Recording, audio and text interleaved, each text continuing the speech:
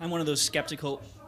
Short question, Yeah. so. I'm a skeptical libertarian who's actually in the process of patenting an invention right now. So I'm, I'm interested in this idea and these ideas very much. My question is, from a practical standpoint, is the logical end of enforcing IP on something like music, which is, it can be transmitted now digitally through bits on the internet, is the logical end of that akin to censorship?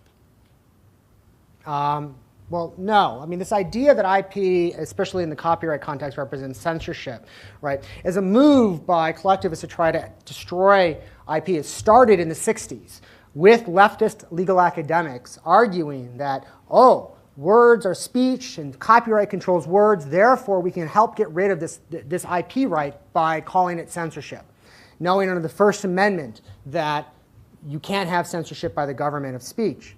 And what it's led to, unfortunately, because courts today don't understand property rights or rights generally, is these complex balancing tests. We have to balance the First Amendment against the copyright and patent clause and figure out these things, these difficult issues. And they recognize that the domain of property rights is distinct from the domain of free speech. That when you have a property right, for instance, your home, you can say whatever you want, including telling people who come into your home to spout off leftist doctrine, get off my property, right? They can't then say to you, oh, but the government enforcing this property right in your home is censorship of my right to spout off leftist doctrines in your home. But if you realize that's the exact same thing that you just said about people having copyrights in music, preventing other people from copying that's the government censoring their ability to express their speech. It's the exact same idea. And if you recognize that property helps define the sphere of which you can speak, actually, then you can recognize that there isn't a conflict here. Hi. I would say that it's very hard to tell a college student that they can't download something if they can go to the Chicago Public Library website and download every single best-selling book on the New York Times bestseller list for free.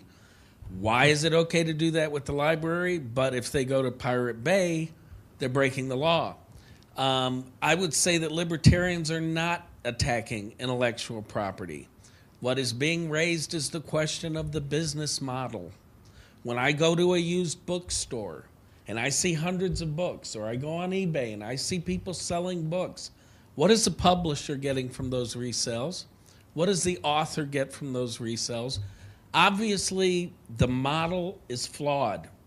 When it comes to downloading material, what we are doing now is spending tens of millions of dollars. We're short on time, actually. Okay.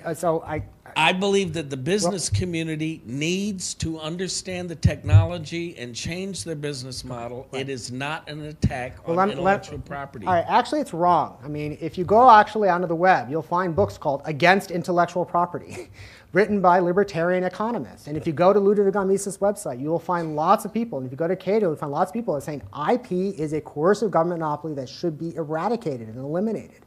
So actually, you're wrong. They're not critiquing just the business model. They are attacking the concept of IP rights. And there's lots of people who are publishing works on this. Tom Palmer and Stephen Kinsella, and I could ladder off names after names after names of libertarians who are on the position that intellectual property is an invalid, unjust concept.